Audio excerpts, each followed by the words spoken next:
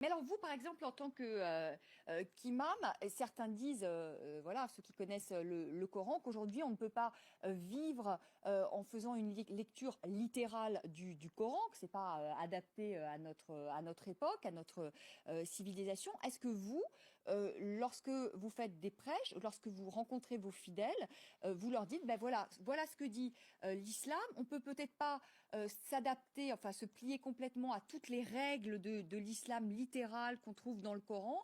Il y a aussi les valeurs de la République. Est-ce que vous expliquez ça à vos fidèles? Vous savez, madame, ce qui est parfois difficile, c'est que quand on parle, on n'a pas l'impression d'être entendu.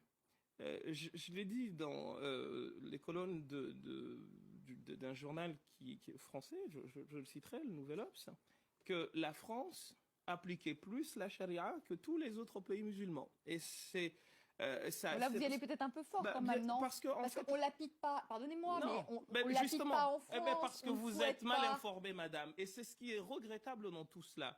Et je m'en porte responsable, comme beaucoup, parmi les personnes qui font que justement on comprend mal l'islam. L'islam vise 5 objectifs, madame, qu'on appelle maqas de sharia, les objectifs. C'est le droit de croire ou de ne pas croire, le droit à la vie, le droit à la propriété privée, le droit d'être intelligent et le droit à la succession de l'espèce. Ces 5 objectifs sont les objectifs de ce qu'on appelle sharia. Sharia, c'est pas lapider des gens. C'est autre chose, ça. C'est un point de jurisprudence sur 1 200 000 questions de droit musulman.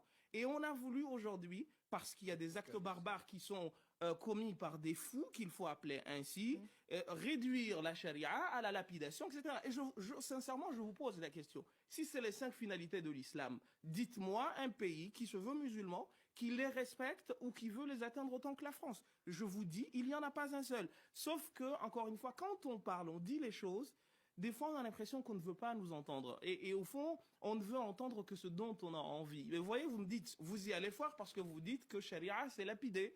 Parce qu'encore une fois, les choses vous ont été mal présentées et malheureusement, vous n'avez pas été chercher l'information là où il faudrait.